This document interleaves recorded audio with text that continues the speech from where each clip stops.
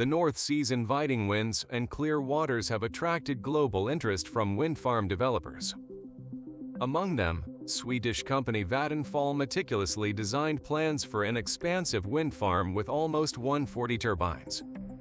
Rising expenses, from manufacturing to financing, recently forced Vattenfall to halt the project.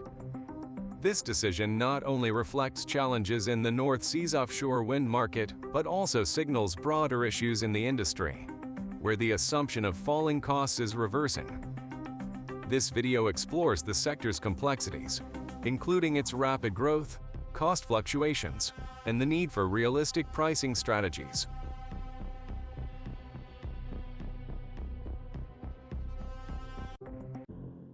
The North Sea area off the eastern coast of England, with its strong winds and clear waters, has been highly appealing to wind farm developers worldwide. A significant player in this field, Swedish company Vattenfall, spent years devising plans for nearly 140 turbines across a 725 square kilometer expanse. These turbines were to be colossal, reaching up to 350 meters in height and having blades that spanned around 300 meters in width. However, the project was recently abandoned by Vattenfall due to soaring costs across various aspects like turbine production, labor, and financing.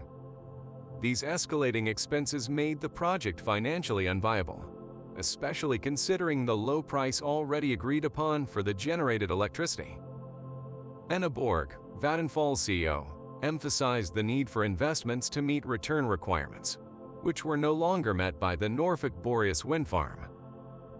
This decision by Vattenfall not only underscores the challenges facing the offshore wind market in the North Sea, which is the world's second largest, but also reflects broader problems within the sector.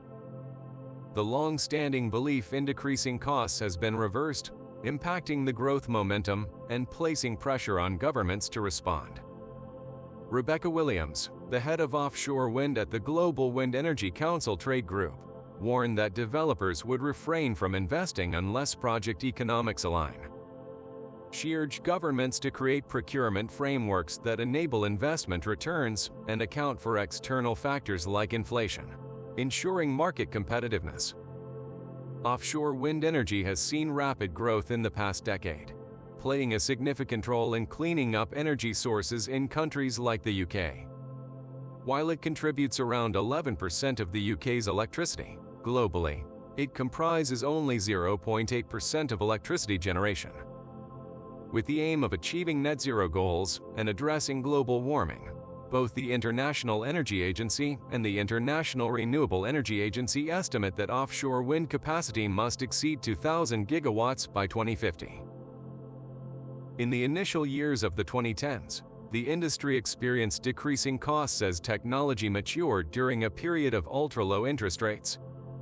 IRENA reports that the cost of offshore wind energy fell by 60% between 2010 and 2021, enhancing its competitiveness against fossil fuels and garnering political support to keep costs low.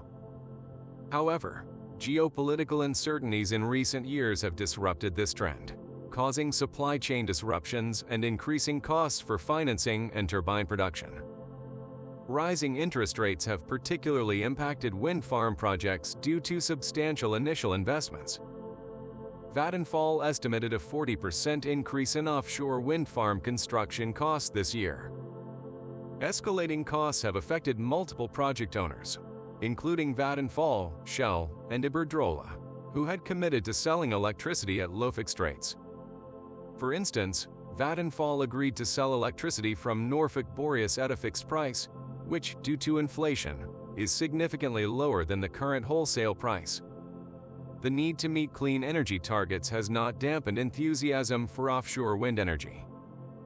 Companies like Octopus Energy are planning substantial investments in the sector, recognizing its potential to provide affordable green energy in the coming years. While Vattenfall remains committed to being a leader in the offshore wind industry, the economics of individual projects are becoming increasingly complex. The viability of projects relies on factors such as state support, seabed leases, and long-term corporate power purchase agreements within local markets.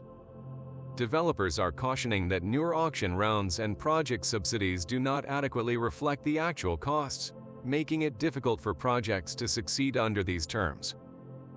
Trade groups have expressed dissatisfaction with subsidy contracts in the UK, and similar concerns have emerged in auctions in places like Taiwan and Germany. Germany's recent wind capacity commitments from companies like BP and Total have been seen as positive, but they also raise concerns about the impact on traditional offshore wind developers and potential increases in electricity prices. Wind turbine manufacturers have faced challenges in maintaining slim margins while meeting increasing demand and keeping costs down. Siemens Energy, for instance, reported significant charges due to issues in its wind turbine division. Amidst these challenges, the decision by Vattenfall to halt the Norfolk Boreas project has been considered brave and a call for more realistic auction frameworks and prices. Industry leaders like Mads Nipper, CEO of Ørsted, have emphasized the need for a balance between value creation and project viability, even if it means walking away from unprofitable ventures. In conclusion, the offshore wind industry faces a complex landscape characterized by rising costs, evolving auction frameworks, and the need to align with clean energy goals. While challenges exist, the sector remains optimistic about its potential to provide sustainable and cost-effective energy in the future.